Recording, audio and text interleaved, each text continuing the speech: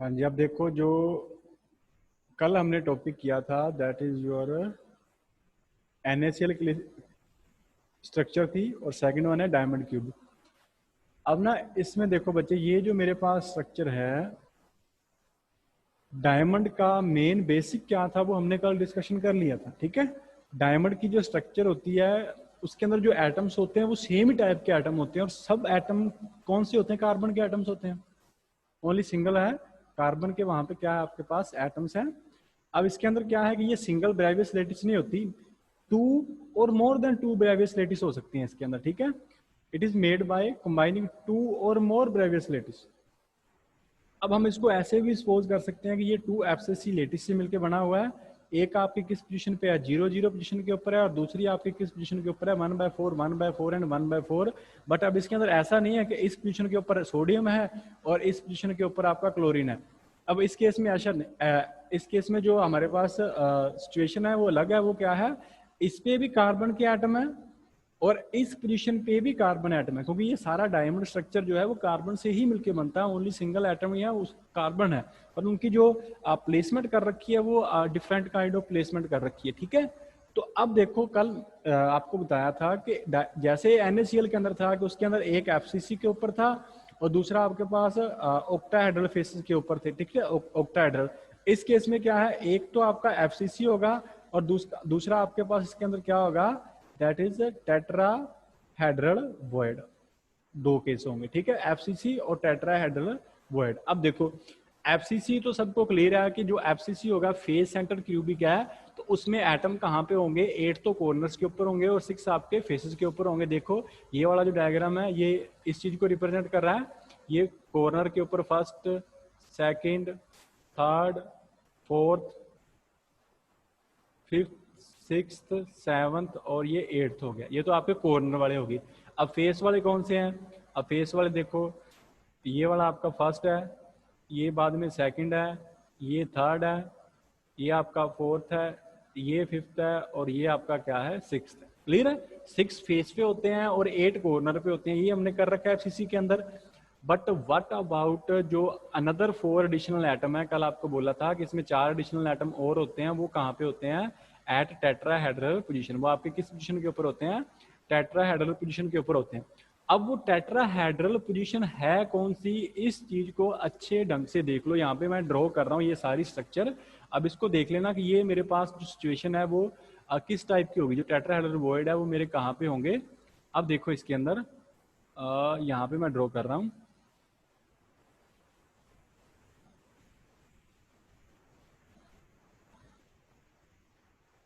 अब cube draw करनी है, सबसे पहले तो आपने क्यूब ड्रॉ करनी है। इसके अंदर किस टाइप से करनी है वो भी अच्छे ढंग से देख लो।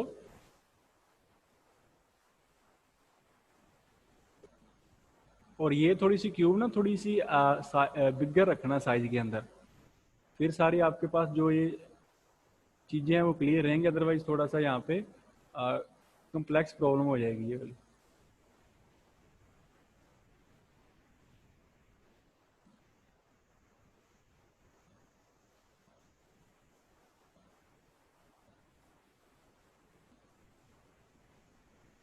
अब ये देखो, अब ये मैंने क्यूब कंसिडर कर रखी है। आफ्टर दैट क्या करना है इस क्यूब के अंदर? अच्छा, ये जो लाइंस वगैरह मैच नहीं है वो एक बार देख लो, ये मैचिंग वगैरह कर लो। ये टोटल कंप्लीट है, ये भी लाइन है। अब देखो, अब मैं एटम प्लेस कर रहा हूँ यहाँ पे। एटम जो है वो मैं रिप्रेजेंट कर रहा हूँ ब्लू कलर से। अब मैं फेस वाले एटम नहीं रिप्रेजेंट कर रहा। अच्छा, सबसे पहले FCC थी ना, तो FCC में क्या होता है? 8 तो आपके कौन से होते हैं? कॉर्नर वाले होते हैं। ठीक है, और दूसरे इसके अंदर 6 कहाँ पे होते हैं? फेसेस के ऊपर होते हैं। तो मैं यहाँ पे कॉर्नर वाले ही रिप्रेजेंट कर रहा हूँ। आपको जस्ट अंडरस्टैंडिंग रखनी है कि फेस के ऊपर भी होंगे, और वो हम यहाँ पे ड्रॉ नहीं करेंगे, वो चीज बहुत कॉम्प्लेक्स हो जाती है। ठीक है, तो वैसे ड्रॉ करने होते हैं। ठीक है, अब देखो इसके अंदर क्या होगा। ये आपके पास फर्स्ट है, second, third, fourth, fifth, sixth, seventh और ये मेरे पास क्या आ गया? 8th। क्लियर है?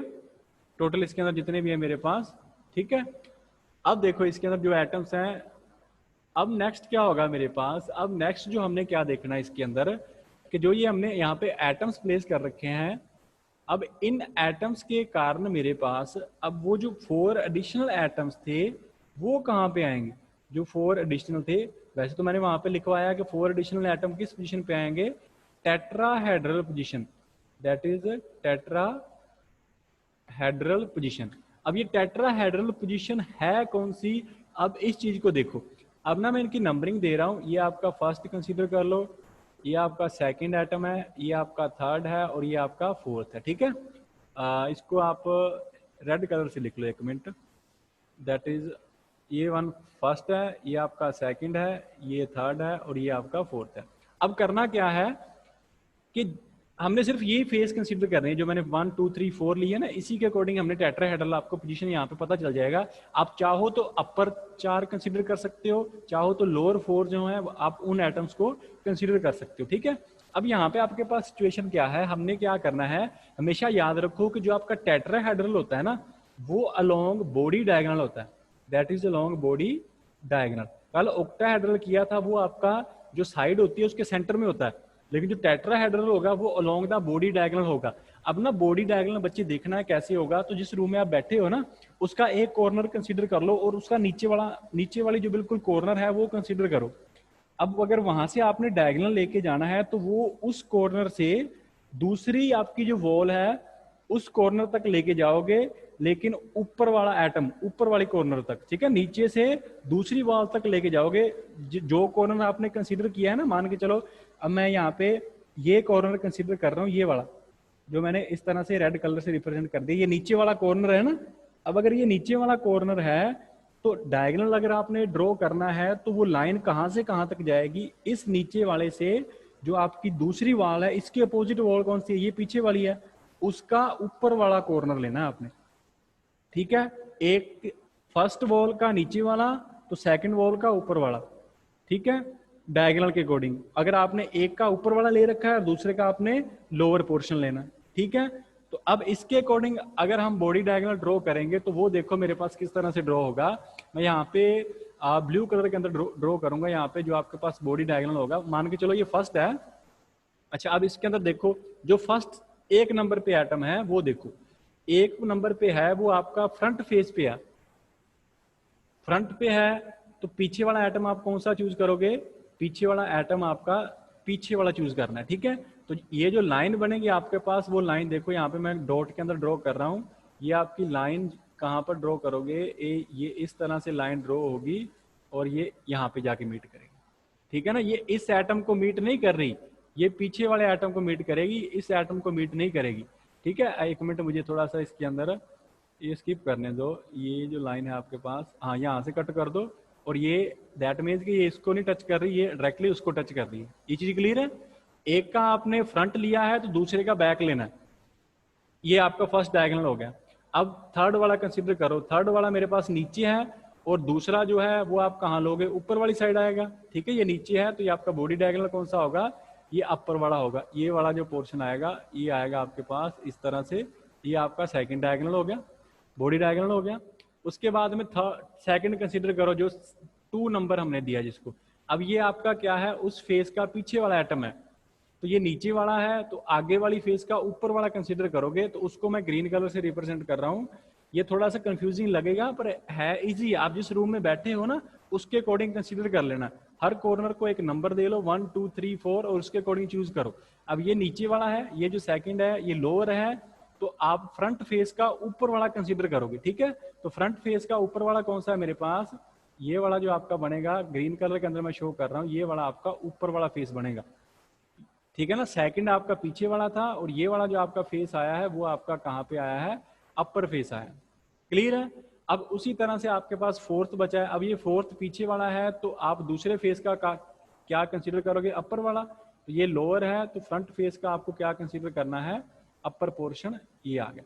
तो ये इस तरह से आपने क्या करने हैं, इस क्यूब के अंदर डायगोनल ड्रॉ करने हैं। 4 डायगोनल होंगे यहाँ पे, 2 आपको ग्रीन कलर से रिप्रेजेंट कर रखे हैं और 2 यहाँ पे मैंने रिप्रेजेंट कर रखे हैं these are in blue colours, ठीक है। तो क्लियर है, इसमें किसी को कंफ्यूजन तो नहीं है, ठीक है। इस तरह से ड्रॉ करना है। अब यहाँ पे देखो मैं इसको रिमूव करके बिल्कुल स्ट्रेट लाइंस ड्रॉ कर रहा हूँ। अब वो लाइंस देखो एक बार, स्ट्रेट लाइंस जो किस तरह से ड्रॉ होंगी यहाँ पे। अब देखो इसके अंदर ये ग्रीन और जो ब्लू है उनको डॉट्स, जो डॉट्स थे ना उसको रिमूव करके मैं बिल्कुल जो लाइन है डायगोनल जो आएगा जिस टाइप से वो ड्रॉ कर रहा हूँ। बस आपको बताने के लिए मैंने डॉट्स लगाए थे, ये आप किस तरह से इसको रिप्रेजेंट करोगे, ठीक है। अब देखो यहाँ पे जो आपका डायगोनल आएगा, फर्स्ट मैं ड्रॉ कर रहा हूँ। वन से अगर आपने ड्रॉ करना है, ब्लू कलर में था तो वन से अगर ड्रॉ करना है तो वो किस तरह से ड्रॉ होगा, यहाँ से बिल्कुल जाएगा, ये इस तक जाएगा, ये मान के चलो यहाँ तक, ठीक है। ये आपका ये डायगोनल हो गया। उसके बाद में ये आपका जो थर्ड है ये नीचे वाला है, और लास्ट वाले का जो आपके पास आएगा ये अपर वाला पोर्शन आएगा, ये डायगोनल हो गया, दो डायगोनल हो गए। उसके बाद में दो मैं ग्रीन से रिप्रेजेंट कर रहा हूँ। ये आपका फोर्थ है, पीछे वाला है, तो यहाँ पे अपर वाला आएगा, आ गया। उसके बाद में कौन सा बच गया, यहाँ पे सेकंड बचा। अगर सेकंड पीछे वाला है तो यहाँ पे ये ऊपर वाला आएगा। क्लियर है? किसी बच्चे को इसमें कंफ्यूजन तो नहीं है कि आपने बॉडी डायगोनल किस तरह से ड्रॉ करने हैं? हो जाएगा बॉडी डायगोनल। अब ये ड्रॉ करने के बाद में क्या करना है आपने, अब वहां पे आपने 4 एटम प्लेस करने हैं, ठीक है। अब इसके अंदर याद रखना कि जो आपके पास ये एटम होंगे ना, अगर आपके पास टेट्राहेड्रल ज्योमेट्री चल रही है तो उसके अंदर जो ये 4 एटम्स की प्लेसमेंट होती है ना वो अल्टरनेटिव होती है, दैट इज अल्टरनेटिव। अब अल्टरनेटिव का मतलब है कि जो आपका पहला एटम है, अगर मान के चलो फर्स्ट एटम है, अगर वो आपका 1/4 पोजीशन पे आएगा तो सेकंड आपका किस पोजीशन पे आएगा, 3/4 पे आएगा। मतलब कि अगर एक 1/4 है तो दूसरा 1 - 1/4 करोगे, बिल्कुल उससे अपोजिट जाना है। एक का लेंथ अगर 1 यूनिट है ना तो 4 - 1 क्या आ गया, 3/4 आ गया। क्लियर है? अगर फर्स्ट 1/4 है, सेकंड 3/4 है, तो थर्ड किस पोजीशन पे होगा, थर्ड आपका 1/4 पे होगा। फोर्थ कहाँ पे होगा, वो भी आपका किस पोजीशन पे होगा, 3/4 पे होगा। ये पोजीशन अल्टरनेटिव होगी। पहला atom 1/4, second atom 3/4, third atom 1/4 और फोर्थ एटम 3/4। अब ये जो मैंने 1/4 3/4 ये लिखा है, ये है क्या, इसका मतलब क्या है, ये चीज देखो, इसका मीनिंग क्या है, इस चीज को देखो। अब ये जो 1/4 और 3/4 ये सारा ये केस लिखा है यहाँ पे, इसका मीनिंग देखो।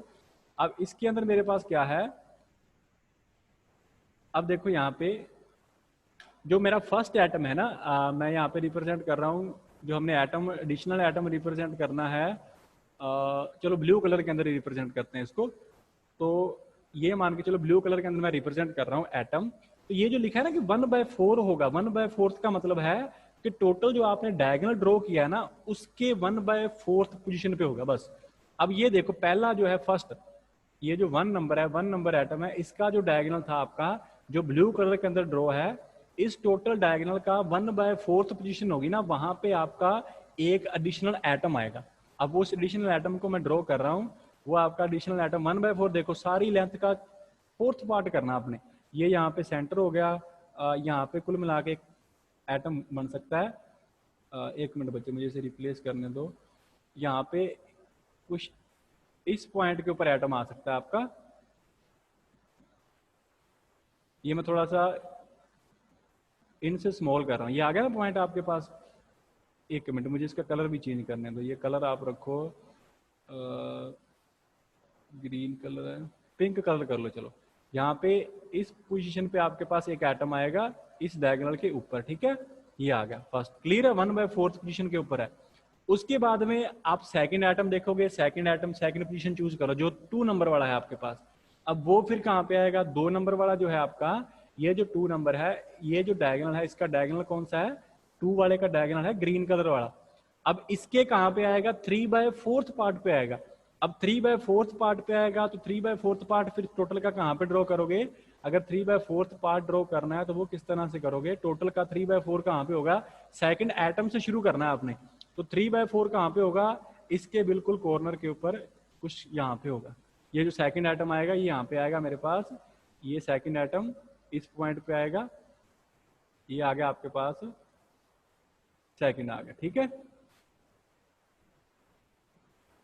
ये सेकंड पॉइंट है, क्लियर है, दोनों क्लियर है। अब उसके बाद में थर्ड देख लो, फर्स्ट और सेकंड हो गया। अब फिर थर्ड जो है वो कहाँ पे ड्रॉ करोगे, थर्ड जो है मेरे पास ये वाला थर्ड है, ये कहाँ पे ड्रॉ होगा, 1/4 हो गया, 3/4 हो गया। अब फिर इस डायगोनल का 1/4, अब टोटल डायगोनल इसका 1/4 कहाँ पे आएगा वो देखो। अगर इसका 1/4 आपने ड्रॉ करना है तो 1/4 टोटल है, इसका हाफ सेंटर हो गया, तो 1/4 लगभग कहीं इस पोजीशन पे आएगा। तो ये आपके पास हो गया टोटल का 1/4 हो गया। 3 एटम हमने बता दिए, ये 3 एडिशनल एटम हो गए। अब जो फोर्थ है बचा कौन सा अपने पास, जो फोर्थ डायगोनल है वो बच गया, ये फोर्थ। अब अगर 1/4 हो गया, 3/4 हो गया, 1/4 हो गया, अब कहाँ पे आएगा 3/4 पोजीशन के ऊपर।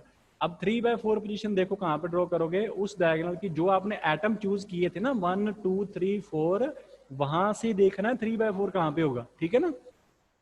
तो ये 3/4 कहाँ पे होगा, यहाँ पे इसका सेंटर हो गया, तो ये 3/4 कुल मिला के कहीं यहाँ पे होगा, ये 3/4 होगा। तो ये आपके 4 एडिशनल एटम हो गए, ठीक है। टोटल आपके पास 8 कॉर्नर के ऊपर हैं, जो फेस के ऊपर है वो मैंने यहाँ पे शो नहीं कर रखे, ठीक है। और ये आपका जो स्ट्रक्चर बना है इसको बोलते हैं that is the diamond structure, that is the diamond cubic structure, ठीक है। जिसके अंदर टोटल आपके पास जो एटम थे 8 तो आपके कॉर्नर के ऊपर थे, 8 तो आपके कॉर्नर के ऊपर हैं, और वो यहाँ पे आपको शो कर रखे हैं, 8 कॉर्नर्स के ऊपर हैं। उसके बाद में जो आपके 6 हैं वो आपके फेसेस के ऊपर है, वो मैंने यहाँ पे शो नहीं कर रखे, फेसेस वाले जो हैं वो नहीं शो कर रखे, ठीक है। उसके बाद में जो आपके आएंगे 4 एडिशनल एटम है वो शो कर रखे हैं, वो किस कलर से शो कर रखे हैं, पिंक कलर से इसके अंदर शो है।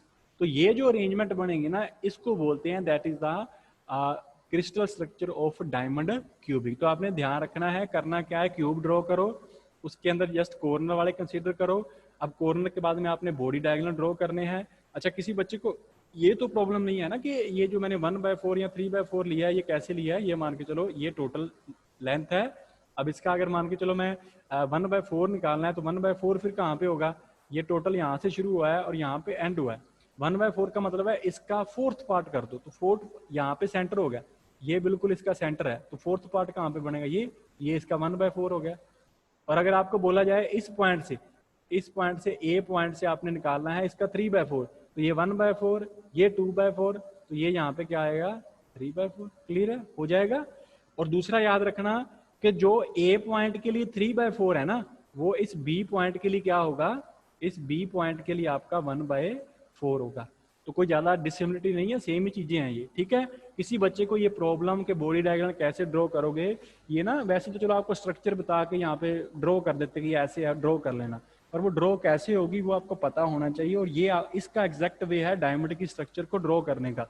अगर आपको डायमंड की स्ट्रक्चर ड्रॉ करनी आ गई, दैट मीन्स आप जिंक सल्फेट जो है नेक्स्ट आएगा ना, जिंक ब्लेंड, वो आप ड्रॉ कर सकते हो। सेम स्ट्रक्चर है, कोई डिफरेंस नहीं है, ऐसे ही ड्रॉ होगी, ठीक है ना। बस यहाँ पे ध्यान रखना, मैंने फेसेस के ऊपर यहाँ पे शो नहीं कर रखे कि फेसेस के ऊपर एटम कहाँ पे आएंगे। अगर आपने फेस वाले भी रिप्रेजेंट करने हैं, मान के चलो ये फेस वाले हैं, तो फेस वाले भी यहाँ पे रिप्रेजेंट करोगे। ये अपर फेस के ऊपर आ गया, ये इस साइड वाला फेस है, ये नीचे वाला फेस है, ये दूसरा फेस है। अब 2 फ्रंट वाले बचे हैं, अब फ्रंट वाले आपने बनाने हैं, तो मान के चलो एक आपका एटम इस पॉइंट पे आ गया और एक आपका बाहर वाले पॉइंट पे आ गया। तो ये टोटल आपका अब स्ट्रक्चर कंप्लीट हुआ है। ये सारा किसका है, डायमंड का हो गया। 8 कॉर्नर पे पड़े हैं, 6 फेसेस के ऊपर पड़े हैं और 4 आपके पास एडिशनल एटम है। ये चीज क्लियर है सभी को, हो जाएगा। डायमंड का स्ट्रक्चर क्लियर है। अब नेक्स्ट देखो इसके अंदर क्या आएगा, इसको कर लेना अच्छे ढंग से, नहीं तो दोबारा एक बार रिकॉर्डिंग जरूर देख लेना, ये डायग्राम गलत मत कर देना, डायग्राम इंपॉर्टेंट है डायमंड का। अब देखो नेक्स्ट क्या है। अब मेरे पास नेक्स्ट है, ये हमने सारा कर लिया 1/4 3/4, अब ये सिमेट्री रह गई ये वाली। अच्छा, अब इसके अंदर देखो ये जो सिमेट्री है ये आप किस तरह से करोगे, ये जो फेस कौन सा है, जो मैंने ये डायग्राम ड्रॉ कर रखा है ना, ये डायग्राम किसी बुक्स के अंदर ये डायग्राम दिया होगा, ठीक है ना, अलग अलग बुक्स के अंदर डायग्राम अलग अलग दिए होंगे। तो ये इस डायग्राम का मतलब क्या है, देखो पहली बात तो ये है कि जो हमने वहां पे क्यूब ड्रॉ कर रखा है, सपोज करो ये वाला जो क्यूब है, यही कंसीडर कर लो ये वाला। अब इसके अंदर जो ये वाला पार्ट है आपका, दिस वन, इस क्यूब को कंसीडर करो, ये नीचे एटम है और ये आपका एटम अपर है। अगर आप ऐसे करो कि आप यहाँ से ऊपर से इसको देख रहे हो, यहाँ से आप इसको देख रहे हो, यहाँ से आप देख रहे हो, तो आपको क्या लगेगा, आपको ये लगेगा कि क्योंकि एटम के बिल्कुल एग्जैक्टली अपर एटम होगा, तो आपको सिर्फ एक एटम ही दिखाई देगा, आपको लगेगा कि इस जगह पे सिर्फ एक ही एटम है। तो दैट मीन्स आप इस 3D स्ट्रक्चर को एक प्लेन स्ट्रक्चर के अंदर कंसीडर कर सकते हो। 2 प्लेन थे, एक लाइन के अंदर 2 एटम थे, उसको आप एक चूज कर सकते हो। तो वो जो दूसरा डायग्राम है ना, वो इसी चीज को रिप्रेजेंट कर रहा है, ठीक है ना। अब अगर इसको मैं मान के चलूं कि ये 0 पोजीशन के ऊपर है, तो ये ऊपर वाला एटम किस पोजीशन के ऊपर होगा, ये 1 पोजीशन के ऊपर होगा, बिल्कुल मैक्सिमम पोजीशन क्या आ गई है, 1 होगी। क्लियर है, कंफ्यूजन तो नहीं है इसके अंदर। तो अब देखो अगर ये 0 पे है तो इसके ऊपर एक 1 पे होगा, अगर ये 0 पे है तो इसके ऊपर एक 1 पे होगा, अगर ये 0 पे है तो इसके ऊपर एक पोजीशन क्या आएगी, 1 आएगी। क्लियर है। तो वो जो डायग्राम रिप्रेजेंट कर रहा है उसके अंदर 0101 लिखा हुआ है, वो देख लो यहाँ पे, ये चीज देखो, ये नीचे वाला एटम 0 है, ऊपर वाला एटम 1 है, बस हम ऊपर से देख रहे हैं तो हमें एक ही दिखाई दे रहा है, तो इसलिए 0 और 1 दोनों उसी के अंदर लिख दिए। ऐसे ही 01 इसी के अंदर है, 01 इसी के अंदर है और 01 इसी के अंदर, टोटल 8 थे। ऊपर से देखोगे क्यूब को तो आपको 4 एटम्स ही नजर आएंगे, तो ये 4 ड्रॉ कर दिए, पर उसके अंदर लिखा है 0101, उसका मतलब है एक एटम 0 वाले पोजीशन के ऊपर है और एक एटम आपका 1 पोजीशन के ऊपर है, और ऐसा इसके अंदर होगा 01 है और ये भी आपके पास 01 है। अच्छा, उसके बाद में नेक्स्ट देखो, ये क्लियर हो गया। अब नेक्स्ट जो है आपके पास ये एटम देखो, जो फेस वाले एटम है, अब ये एटम किस पोजीशन के ऊपर है, कोई बच्चा बता सकता है? यहाँ पे हमने मिलर इंडिसेस कर लिए, अगर उसमें कंफ्यूजन है तो आप इसको नहीं बता सकते ये कहाँ पे है। ये उस फेस के बिल्कुल सेंटर में है, देखो अब ये एक्स है और इस साइड वाई है, अब ये एटम आपका एक्स और वाई प्लेन के अंदर पड़ा है, तो अगर मैं वाई से इस साइड जाऊंगा तो इसका मतलब मुझे थोड़ी सी वाई डिस्टेंस कवर करनी पड़ेगी, ये फेस में है, तो कहाँ तक जाओगे? y/2 हाफ डिस्टेंस कवर करोगे, ठीक है। अब उसके बाद में ये किस प्लेन के अंदर है? यहाँ आप कंसीडर कर सकते हो कि ये YZ प्लेन के अंदर है, जिस प्लेन के अंदर भी ये है, ठीक है। आप ये वाला आपका कौन सा प्लेन है? ये आपका इसके अंदर आपके पास आएगा, y पोजीशन आ रही है, y में कहाँ तक मूव करोगे? हाँ नहीं बच्चे, ये आपके XZ प्लेन है, ये सॉरी, ये YZ प्लेन नहीं आपका, ये XZ आएगा। एक मिनट मुझे क्लियर करने दो। ये वाला जो है ना, ये फेस देखो, अगर किसी बच्चे को ये फाइंड करने में मुश्किल हो रही है ना, तो इसको देखो, ये जो आपका ये वाला जो प्लेन होता है ना, इसके पैरेलल प्लेन चेक करो, इसके पैरेलल ये वाला प्लेन है बिल्कुल ऐसा, वो किन दो एक्सिस के अंदर आ रहा है?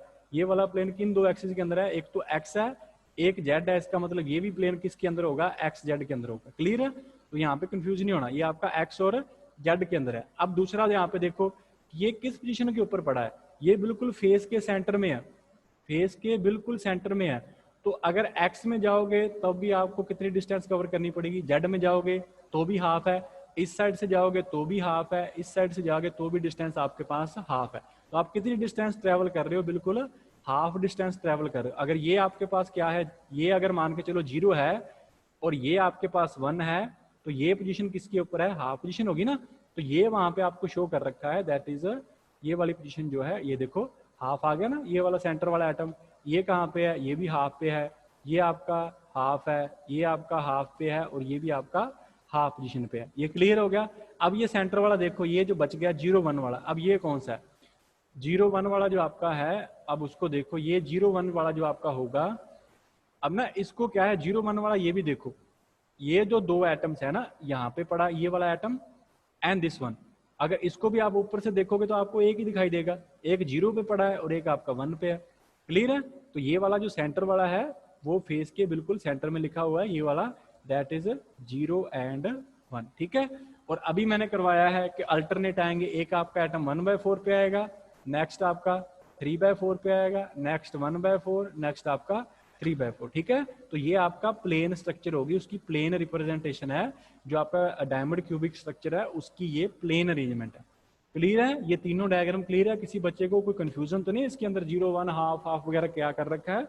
अगर है तो अभी हैंड रेज कर लो और इसकी वीडियो दोबारा जरूर देख लेना, सारा जो थोड़े बहुत डाउट्स भी हैं वो क्लियर हो जाएंगे, ठीक है। सारा स्टेप बाय स्टेप आपको याद हो जाएगा क्या है इसके अंदर। अब नेक्स्ट देखो, अब इफेक्टिव नंबर ऑफ एटम निकालने हैं। अब इफेक्टिव नंबर एटम तो ईजी है, क्योंकि हमें पता है कि 8 तो कॉर्नर के ऊपर है, तो 1/8 × 8 आ गया। अब 6 फेस के ऊपर है, 1/2 × 6 आ गया, और 4 तो एडिशनल है, वो तो इसी के अंदर है, तो 4 तो काउंट होंगे।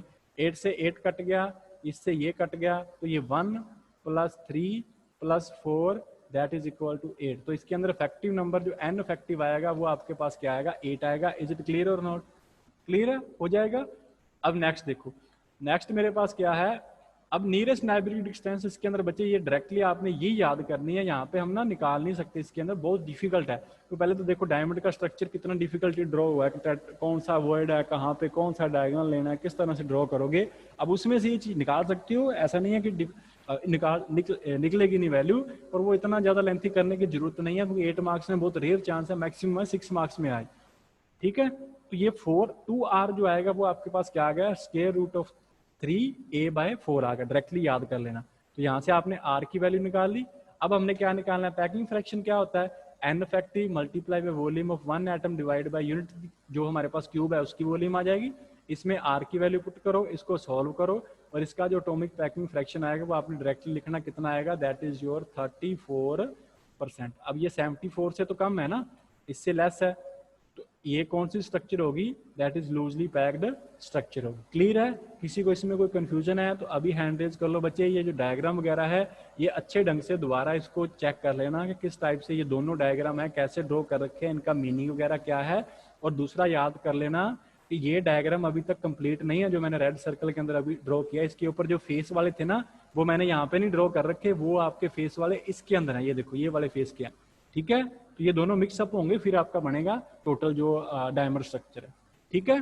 तो वहां पे शो कर देना कि इसके अंदर एटम कहाँ पे हैं, ओनली कॉर्नर के ऊपर हैं, और प्लस में कौन से शो कर रखे हैं, जो आपके टेट्राहेड्रल हैं बस वो शो कर रखे हैं। इसके ऊपर शो कर देना कि ये आपकी एफसीसी शो कर रखी है, ठीक है। बाकी इसमें कोई ज्यादा डिफिकल्टी नहीं होगी, इसको कर लेना। अब जो लास्ट स्ट्रक्चर आपकी बची है वो है आपके पास ZNS की जो स्ट्रक्चर है।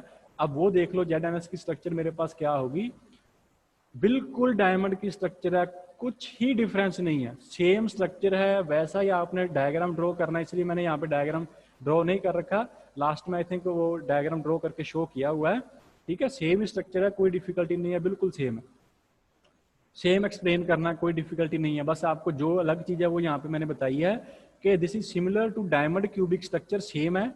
बस यहाँ पे चेंज क्या होगा कि वहां पे दो लेटिस थी ना, एक बोला था कि मिनिमम दो लेटिस होंगी, लेटिस 1 होगी और एक आपके पास दैट इज द लेटिस 2 होगी। एक आपके पास थी 0 0 0 वाली, और एक आपके पास थी 1/4 1/4 एंड 1/4। अब उसमें ये था डायमंड के अंदर कि यहाँ पे भी कार्बन था और यहाँ पे भी कार्बन है, पर इसमें क्या होगा, एक के ऊपर तो जिंक वाली होगी और एक के ऊपर आपकी क्या होगी, एस सल्फाइड होगा। बस ये डिफरेंस होगा यहाँ पे, बाकी सब भी सेम है, कोई डिफरेंस नहीं है, जैसा उसके अंदर किया है वैसा इसके अंदर करना है, ठीक है, हो जाएगा। अब देखो नेक्स्ट क्या है, अब फर्स्ट लेटिस अगर यूनिट सेल मेड जिंक की बनी है तो सेकंड कौन सी होगी मेरे पास, सल्फाइड एटम्स की होगी, ठीक है। ये थोड़ा सा ब्लर हो गया, ब्लैकिश हो गया थोड़ा सा, बस देख लेना, लगभग दिख ही रहा है, थोड़ा सा इससे आगे थोड़ा सा। अब देखो, अब कह रहा है कि अगर जिंक का आपके पास एफसीसी पोजीशन होगा, क्योंकि वहां पे हमने देखा कि दो थे, एक तो एफसीसी पोजीशन थी, एक आपके पास टेट्राहेड्रल पोजीशन थी। अब दोनों पे उसमें तो कार्बन थे, पर इसमें अगर एफसीसी के ऊपर जिंक है तो टेट्राहेड्रल के ऊपर क्या आएगा आपके पास, सल्फाइड आएगा। वहां पे दोनों पे क्या थे, इस पे भी कार्बन था, इस पे भी आपका कार्बन एटम था, ठीक है। तो ये डिफरेंस है दोनों के अंदर। अच्छा नेक्स्ट क्या आएगा, नेक्स्ट मेरे पास आएगा जैसा उसके अंदर तो वो एटॉमिक स्ट्रक्चर थी, क्योंकि उसके अंदर एक ही एटम था, हर जगह कार्बन कार्बन कार्बन है, तो सेम ही एक ही एटम है, तो वो आपका दैट इज एटॉमिक स्ट्रक्चर है। पर यहाँ पे कहीं पे जिंक आएगा, कहीं पे सल्फाइड आएगा, कहीं पे जिंक आएगा, कहीं पे सल्फाइड आएगा, दो एटम हो गए, दो एटम से मोलिक्यूल बनता है, दैट इज वाई ये कौन सी स्ट्रक्चर होगी, इट इज मोलिकुलर स्ट्रक्चर, यहाँ पे आगे स्ट्रक्चर आएगा, ठीक है, क्लियर है। अच्छा नेक्स्ट देखो, अब हमने नियरेस्ट नाइबरिंग डिस्टेंस निकालनी। अब दो अलग अलग एटम हो गए, एक एटम आपके पास किसका है, ये मान के चलो जिंक का है, अब दूसरा एटम मान के चलो आपके पास किसका है, सल्फाइड का है। तो इन दोनों के अंदर जो डिस्टेंस होगी वो हमें पता है वो ए होती है, ठीक है। और ये इसका रेडियस अलग होगा, RZN होगा, इसका रेडियस RZN है और इसका रेडियस RS होगा, ठीक है। तो अब सिंपल केस नहीं है यहाँ पे अप्लाई होगा कि आप बोलोगे 2R की वैल्यू कुछ हमारे पास वैल्यू आ जाएगी, जैसे √3/4 समथिंग ऐसी वैल्यू आ जाएगी। अब ऐसा सिचुएशन यहाँ पे नहीं है, क्योंकि दो एटम्स हैं और दोनों ही अलग अलग है, तो दोनों अगर अलग अलग हैं तो उनका आप जो वैल्यू कैसे फाइंड करोगे उसका एक प्रॉपर वैसे यहाँ पे मेथड है, तो हमने उस मेथड के अंदर जाना नहीं है कि वो रेडियस कैसे फाइंड होगा, हमें बस सिंपल का पता हो, सिंपल वाला एफसीसी और बीसीसी इनका रेडियस कोई नहीं पूछेगा, ठीक है। तो यहाँ पे अगर आपने रेडियस लिखना है तो यहाँ पे रेडियस ऑफ, यहाँ पे ना दिख नहीं रहा तो इसको नोट डाउन कर लेना, रेडियस ऑफ जिंक प्लस में रेडियस ऑफ सल्फाइड जो आपका आयन है, इन दोनों का रेडियस जो बनेगा वो √3/4a ये रेडियस आएगा, ये आपका यहाँ पे आएगा। तो ये आपके पास इसकी वैल्यू आ जाएगी। अब यहाँ से ए की वैल्यू निकल जाएगी, वो वैल्यू यहाँ पे आ गई, ये वाली RZN प्लस RS लिखा हो ये वाली वैल्यू, ठीक है, RZN प्लस में R ये वैल्यू आ जाएगी, ठीक है, हो जाएगा ये वाला, डायरेक्टली याद करना आपने, इसके अंदर कुछ नहीं है। अब नेक्स्ट आ गया कि अब जैसे वो देखो आपके पास जो जिंक का है, सल्फाइड जैसे सोडियम था ना, एक Na है और एक Cl है, उसमें भी कोऑर्डिनेशन नंबर इफेक्टिव नंबर आपके पास 4 आए थे। ठीक है। अब इसके अंदर भी आपके पास जो इफेक्टिव नंबर आएंगे वो आपके पास कितने आएंगे, टोटल यहाँ पे आपके पास 4 आएंगे। ठीक है, 4 जेडन एटम होंगे एक यूनिट सेल के अंदर, और 4 या आपके पास कितने होंगे, सल्फर एटम होंगे। ठीक है, जैसे पीछे तो क्या था वहां पे, चलो एक बार देख लो उसको, जो हमने डायमंड वाला किया है, डायमंड के अंदर मेरे पास क्या था, एन इफेक्टिव देखो कितना आया था, 8 आया था ना। पर ये 8 में क्या था, ये सारे के सारे कार्बन के थे। लेकिन अब जो हमने केस किया है उसमें भी 8 हैं, पर 4 जेडन वाले हैं और 4 आपके पास कौन से हैं, सल्फाइड है। तो अब टोटल कितने हैं, जेडन के कितने हैं, 4 हैं, सल्फाइड के कितने हैं, 4 हैं, तो इफेक्टिव नंबर क्या आएगा, 4 आएगा इसके अंदर। ठीक है, टोटल आपके पास 4 हैं। ठीक है, तो अब यहाँ पे देखो जो आपका वो टॉपिक है उसके अंदर देखो क्या आएगा मेरे पास, ये आ गया मेरे पास स्ट्रक्चर, तो यहाँ पे 4 आ गया एन इफेक्टिव। उसके बाद में वॉल्यूम निकालनी है, जेड एन की वॉल्यूम अलग निकलेगी, सल्फाइड की अलग निकलेगी। ठीक है, और नीचे मेरे पास ए क्यूब था, ए की वैल्यू ये रही, ए की वैल्यू यहाँ पे पुट कर देना। ठीक है, इसको अगर सिंप्लीफाई वगैरह करोगे, मान के चलो ये 4/3 पाई ये ब्रैकेट के अंदर है बच्चे, ये ब्रैकेट के अंदर है। अब यहाँ से 4/3 पाई बाहर निकाल लेना, ये यहाँ से बाहर आ जाएगा, ये यहाँ से बाहर आ जाएगा, और कटिंग वगैरह हो जाएगी। कट करने के बाद में आपके पास ये चीज बचेगी जो इसके अंदर है। ये इजी है, हो जाएगा, इसको कर लेना, कोई डिफिकल्ट नहीं है, कटिंग वगैरह हो जाएगी, यहाँ तक आ जाएगा। पर अब इसके आगे प्रॉपर वैल्यू हम नहीं फाइंड कर सकते। ठीक है ना, अगर प्रॉपर वैल्यू निकालनी है तो वो यहाँ पे फाइंड नहीं होगी। अब वो क्यों नहीं फाइंड होगी, क्योंकि हमें radius of zinc divide by radius of sulphide ion जो है ये हमें नोन ही नहीं है, हमें पता नहीं है। पहले हमें ये निकालना पड़ेगा कि इन दोनों का रेशो क्या है। ठीक है, आफ्टर दैट आप इसका एटॉमिक पैकिंग फ्रैक्शन निकालोगे, तो वो आप वैसे ही याद कर लो, इसका एटॉमिक पैकिंग फ्रैक्शन जो आएगा ना वो लगभग आपका 52% के अराउंड आएगा। तो ये भी आपकी लूजली पैक्ड होती है, उसमें देख लो उसमें 34% था। अब ये ऐसा नहीं है कि ये डायमंड जैसा ही है तो इट मीन्स इसका एटॉमिक पैकिंग फ्रैक्शन भी सेम होगा। क्यों नहीं होगा, क्योंकि जिंक का साइज अलग है, सल्फाइड का अलग है, कार्बन का अलग है, तो सेम कैसे हो जाएगा, वैल्यू तो अलग अलग आएगी ना। फिर इसका जो आंसर आएगा लगभग 52% और 53% आएगा इसका एटॉमिक पैकिंग फ्रैक्शन। ठीक है, हो जाएगा। बस आपने वो डायमंड वाला उसको अच्छे ढंग से कर लेना है, उसके कोरस्पॉन्डिंग आपने इसको एक्सप्लेन करना है बस। ठीक है, और ये इसके अंदर ये एटॉमिक पैकिंग फ्रैक्शन आपने ये सारा लिखना जरूर है, और एंड में लिख देना कि इसको सोल्व करने के लिए हमें r z n divide by r s की वैल्यू चाहिए, और वो वैल्यू मैंने आगे लिखवाई हुई है, आगे नेक्स्ट लिखी हुई है। वो वैल्यू आपके पास क्या आएगी, ये रही r z n divide by r s. अगर निकालोगे ना वो आपके पास आंसर आएगा 0.402 डायरेक्ट वैल्यू। इसको वैल्यू को पुट करके अगर आप एटॉमिक पैकिंग फ्रैक्शन निकालोगे तो अप्रोक्सीमेटली 52% आएगा, या आपके पास 53% इसके अराउंड आएगा, हो जाएगा। अब ये स्ट्रक्चर देख लो, ये बिल्कुल डायमंड वाली ही स्ट्रक्चर है, कोई डिफरेंस नहीं है।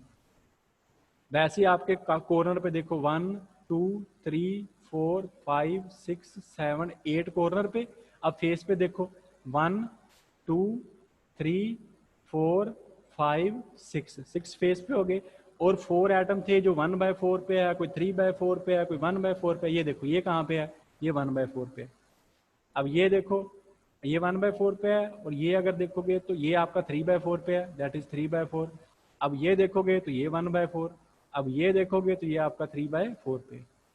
ठीक है, हो जाएगा, कोई डिफिकल्टी नहीं है, सेम आपका स्ट्रक्चर है जैसा डायमंड का था वैसे आपने स्ट्रक्चर ड्रॉ करके आना है, बस इसमें डिटेल में मत जाना जिंक ब्लेंड के अंदर, क्योंकि मैंने आपको पहले बोला है कि ये दोनों ही क्वेश्चन इकट्ठे आएंगे, NaCl ज्यादातर और ZnS ये दोनों इकट्ठे आएंगे, और डायमंड आएगा तो वो अकेला आएगा, इसलिए उसकी एक्सप्लेनेशन जो है वो सारी डेप्थ के अंदर कर लेना, जो मैंने लिखवाया है कि पहले 1/4 आएगा, फिर 3/4 है, 1/4 है, इस तरह से वो सारी आपने थ्योरी लिखनी है। इसके अंदर कोई जरूरत नहीं है, जस्ट डायग्राम ड्रॉ कर देना और ये चीज रिप्रेजेंट कर देना कि ये मेरे पास क्या चीज है, हो जाएगा, कोई डिफिकल्टी तो नहीं है इसके अंदर।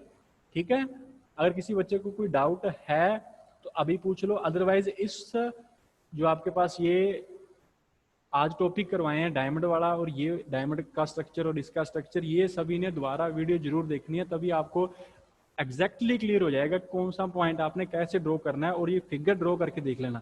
अब एग्जाम के अंदर ये ना हो कि फिगर क्यूब ड्रॉ करना है, वहां पे क्यूबॉइड ड्रॉ हो रहा है। ठीक है, तो इसको कर लेना, बाकी फिर ये आपका यूनिट कंप्लीट है। फिर नेक्स्ट जो लेक्चर लगेगा उसके अंदर सेकंड यूनिट में देखते हैं कौन कौन सी बेसिक चीजें हैं। तो कल वाला लेक्चर आपका एक बेसिक होगा, नेक्स्ट के लिए हो सकता है बेसिक के साथ साथ एक क्वेश्चन भी हो जाएगा एग्जाम में आया हुआ। ठीक है बच्चे, इसको कर लेना।